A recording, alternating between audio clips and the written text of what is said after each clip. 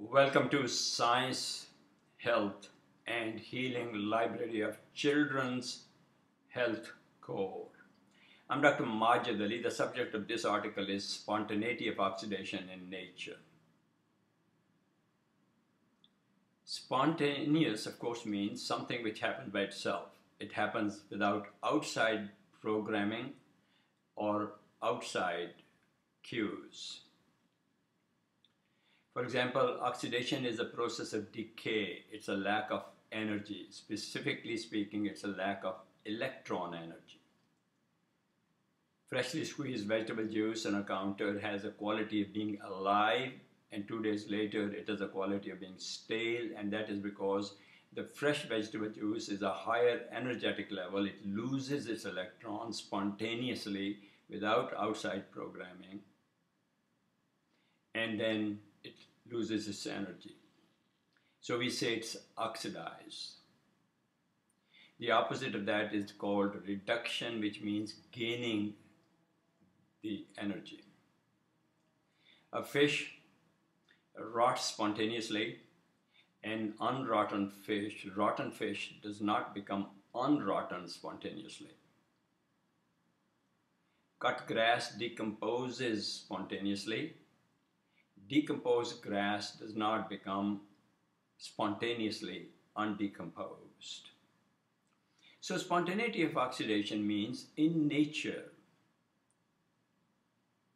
order slowly loses its orderliness and moves over to disorder or chaos. When I was a pathologist in training, late 1960s, I remember one day I realized that what the microscope is telling me after the tissues are injured, I wondered what was happening before the tissues got injured. That was a very innocent question coming to the mind of a young pathologist in training. By the time I became chief pathologist, 1974, this simple idea had grown out of proportion. It preoccupied me all my free hours. Some years later, I think it was probably 1978, 1979, that I got interested in the immunochemistry necessary for diagnosing mold allergy, food allergy. We were working with Dr. Madhava Ramanarayanan. He was at that time an immunochemist at Columbia University in New York. So he moved over and we started doing research. And one day, I had very little time. I rushed to meet him from the hospital. It was only about 5 minutes drive. And I said, Ram, today I have to get back because I don't have coverage in the hospital. My associate wants to leave. So let's just have a quick soup and I'll go back. We wanted to look at the day's lab test results. He said, yes, but I have to put this, change the buffer. I said, why? He said, because buffers don't work after a while. I said, why don't buffers work after a while? It was an inadvertent question. I asked him, not really meaning to ask any questions, and then we went over to the soup, and then next day he called me. Now remember, at this time, I'm into several years of wondering, where does the disease begin? Where does a state of health transform itself into a state of absence of health, and then absence of health degrades itself to a state of disease? So I was preoccupied with it, and I was studying free radical physiology and free radical pathology as a part of my work. And I was beginning to write about this. And next day he said, you were asking me, why do buffers stop working? I said, yes. He said, because they get oxidized. It hit me like the light of an energy.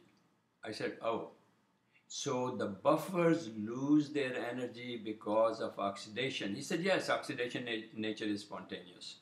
Reduction requires energy. Oxidation does not require energy.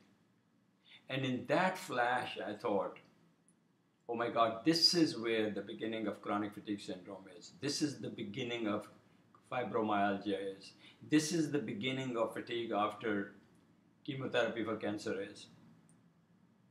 And so I wrote something, a very short piece, and I sent it to Ram. I said, Ram, read it and tell me what's the problem with it. He called me back and he says, no, there's no problem with it. Biochemically, you're exactly in the right track. So then I expanded that short piece into a paper which was published in the Journal of the American College of Advancement in Medicine, where I said fatigue is caused by accelerated molecular oxidative injury. So that's the beginning of this concept of spontaneity, oxidation in nature, which eventually led me to oxidative theory of aging, and then to my oxygen theory of aging, which I present in other segments in this article. So the core message is that in nature, substances lose their energy spontaneously. Oxygen is the electron thief. Oxygen oxidizes everybody. So when you have silver, for example, and the silver turns black, that is because silver gets oxidized. The gold holds on to its color because it is much more difficult for oxygen to oxidize and turn gold into black substance. Please look at other segments of this series on spontaneity of oxidation and my series on theories of aging. Children's Health Code is a non-profit foundation founded by my wife Talat and I, with the explicit mission of spreading authentic information untainted by corporate deceptions, focusing on issues of nutrition, environment, and thoughts for our children. Please support us, forward this YouTube segment to your email, Facebook, link, Twitter contacts. Visit our website, www.kids123.org. kids123.org. Help us how would you like to use your creative energy to expand this service to children and their parents and the grandparents and the teachers and all the civic-minded people all over the world. Thank you. Until we meet again, may you be gracious, graceful, and generous in your spirit. Thank you.